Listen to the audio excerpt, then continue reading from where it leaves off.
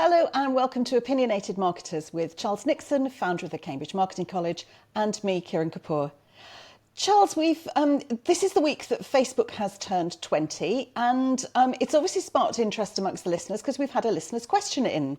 And it says, why is it that Facebook has done so well and stayed the course, where other places like MySpace, which of course actually launched earlier than Facebook, I believe, has not? I mean, Facebook now, as you say, is 20 years old. It has allegedly 3 billion active users. That's half the planet. It in itself has obviously established a certain critical mass, which means that you can't ignore it. And certainly as a marketer, it can't be ignored and hasn't been ignorable, as it were, for quite a while. Dependent on your proclivities about the content that goes onto Facebook, it is one of the media by which people communicate. And I think why did it get there, or how did it get there when others didn't? There are various answers to that. One, I think, is it was under the control of one organisational head, as it were, Mark Zuckerberg, and he and the people who he appointed in his had a vision as to what it was going to do. And it has been very successful in doing that, even though it's been very heavily criticised on various other fronts. And I think the aspect, as any good quality product or service is, it satisfies a need, which is for communication and interchange between people. It's moved from being just a social interface, which is where to some degree MySpace was, and things like originally Friends Reunited. But I think it differs in the fact that it evolved. It moved into the business interchange, so there are a very large number of people who obviously want to engage in small business activities, and they can do so much more cheaply through Facebook than they can with all the baggage that comes from establishing a website. The other aspect is that it was controlling its own destiny, whereas MySpace, as you mentioned, was taken over by, I believe it was News Corporation, who had no real understanding as to why it was being successful. The same was true of Friends Reunited, taken over by another organisation who had really little understanding as to why it was successful, and therefore they lost their way because they were looked at as mainly just money-making machines. Yes, Facebook is a money-making machine and has always been based on advertising. But I think we now have some surveys that say that people would actually pay to use Facebook because of its importance to them. So I think it's dedication and single-mindedness are probably the two biggest reasons that it's been more successful than others in tapping into a basic need, which is for social interchange. Yes, and of course it's still got the same original founder, so there's an element of continuity, and I think if ever in business there is a maxim, it is success breeds success. The more people that go on Facebook, the more you realise you have to be on Facebook, whether you like it or not. And the easier it is to contact people on Facebook, so it becomes this sort of reinforcing, whether you're using it for easily ways to contact family members because they're all on Facebook, so it's an easy way to get hold of people, or whether you're creating communities of people. The number of communities that come up on Facebook, from local villages through to the Dull Men's Club is my current favourite on there. I don't know quite how I ended up being being part of that, but it's just a fun way. Or the Gate Appreciation Society is another one, where it's just a fun way of keeping in touch with people and having an easy connection with people. But you're right, the business side is quite interesting, Facebook. I think, excuse me, it's not just, yes, the Facebook business means that people, and there are a very large number of them around the world, have a talent for running businesses, but don't want to go into the full process of setting up a corporation. And therefore, whether it happens to be India or in the UK or America or wherever it happens to be, this is a facilitation that allows that. And the evolution as to what the demand has evolved, the ability to pay, the ability to chat, the ability to share news items, etc., is a listening and watching organisation that evolves with its marketplace. And yes, its acquisitions other messaging groups have been very important to it, as those have become very, very important in the communications side of things from a social perspective. So integrating those also means that, say, Facebook becomes a focal point.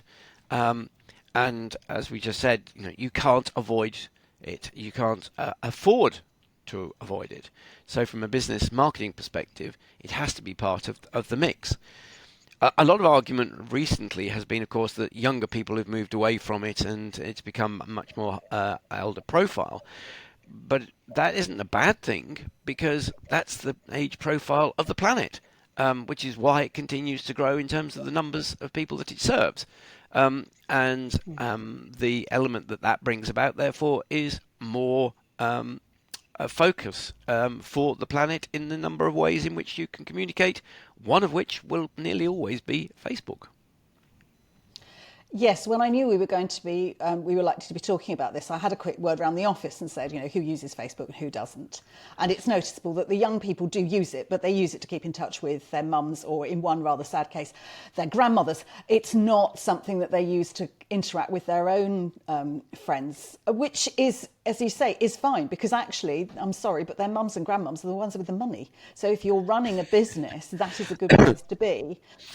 Yeah, I mean, I wouldn't put then as being And a sad case with communicating with the Gran. I think the Gran is an extremely good case on the basis that someone who, therefore, in the mental images, is a Gran is actually active on Facebook. And that also, therefore, is an important aspect about the technology. It is very usable and is not a barrier in the nature of the way in which the world works. The other technology news, obviously, well, there are two pieces this week, was the headset from Apple. And there is a significant technology barrier in that for people who are uncomfortable with the very concept of virtual reality headsets. That will take time to permeate through, if it ever does. And the world is out on that subject at the moment. I thought the marketing of that was very interesting. I sat and watched. It's a 9-minute video on the Apple website if you want Right. to watch it. And it's two people supposedly sitting on a sofa. And it's almost like they're two friends where she is explaining to him how to use it and what to do. But it's like when a friend shows you how to do something in anything on technology where you go, well, how do I do that then? And they show you. It's very much done in that style. It's very relaxed. It's very conversational. It pushes the idea that you're not going to be able to purchase this. You want to go to the store to try it out, which I can imagine people wanting to do. It was a very interesting, very slick video. It's well worth finding it. Just Google Apple. I did find that was quite an interesting way of teaching it. So rather than it's all this wonderful technology and look at the great stuff it does under the hood and it does this and it does that, which is how one used to sell computers. It was very much, well, just it does everything on hand movements. So you can pinch and zoom with your hands. You don't have to hold anything or have a mouse or anything. And I thought it was a very interesting marketing way of selling what is a very complex piece of technology. Yes, Apple always have been very slick in the way in which they market their products. I love the phraseology you just mentioned there. Just Google Apple. A terminology that actually many years ago wouldn't make sense, but we all fully understand how the world has moved on because they are the dominant in that market environment. So I think the cleverness, the variety of opportunities that the headset brings are its assets. Um, I'm still not 100% convinced of its need. And I cannot see how easily, until someone starts to show me the apps that will run on it, the need for it. It wasn't the case when the iPhone came out. It was replicating something that was already there, and you could see the utility of consolidation of applications that you would otherwise use separate devices for. Here, I'm not 100% sure about it. It may get a niche in the leisure market for something at home, but I'm not 100% sure how else it's going to be used.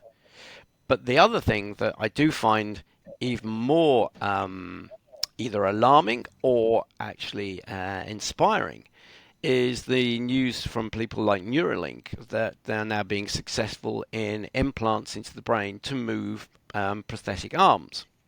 And it's not so much the ability to move them, it's sudden realization, and been written up in various places, including a very interesting article in The Economist, that the brain doesn't make any subjective view as to what an arm should look like or contain. So there is a discussion that the arm could well be a tentacle. It could well have all of the elements that you might now see in Terminator movies and Transformer movies, with all the various accoutrements to allow you to do whatever it happens to be, whether it's boring holes, um, holding things, or whatever, can be fitted to the prosthetic to allow you to improve on the ability of 5 digits. And I think that is very, very interesting from a marketing perspective. If it can be made to work, seamlessly through the brain prosthetic interaction, what are you going to use it for? I thought the Answers on a Neuralink story postcard. was I thought the Neuralink story was interesting. Obviously, technologically, it's amazing, but it was also the fact that various scientists rather sniffily pointed out that we've been doing this for a very long Mm. time. Yeah, yeah. It's just that Musk has the heft to be able to get the marketing story behind it. Mm. What he's actually done, as I understand it, isn't that innovative of itself technologically. The interesting thing is the innovation of the way that he can do the marketing and he can get the story out. And we're all talking about Musk's Neuralink and not some research universities equally, in fact, possibly better technological piece of engineering. So that's, I think, also is an interesting aspect to this one. Yes, it is the publicity that's been created, but therefore brings the realization and therefore the marketing ability of organizations to think about, well, what should or could we do if we have the ability to attach either multiple devices or different things to a prosthetic arm. And you see the ability these days of exoskeletons to enhance the way in which people work. So there's no reason to think that the what we were brought up as the bionic person, man and woman, in the TV programs, could actually exist in the next 10 years. So it's really quite an interesting and fascinating opportunity. It is, like so many of these technological things, it's having the imagination to think where they might go, and sometimes the courage to accept the fact that these things may happen, and one doesn't. Sometimes a lot of innovations I find have a sort of a yuck factor or a concern factor about them, and as you can see with AI, sometimes you just have to relax and go. It will, let's see where this takes us. Yes, I think there's these days there's much more natural concern and reaction which is negative, whereas in the sort of 70s, 80s, 90s, when there was an innovation, the argument was, "Oh, this is fantastic! What can we do?" Mm. Now we Mm. have the, "Oh, hang on, you must balance that with, oh dear, how bad could it be?" And I'm not as Mm. inclined on the latter. So I see these all as being positive. Great. Shall we finish on that nice, Uh, positive, upbeat note? We I should love it, and indeed. I love the fact that we started with Facebook and ended up with Neuralink. So, Charles, lovely to talk to you. And as ever. Bye bye.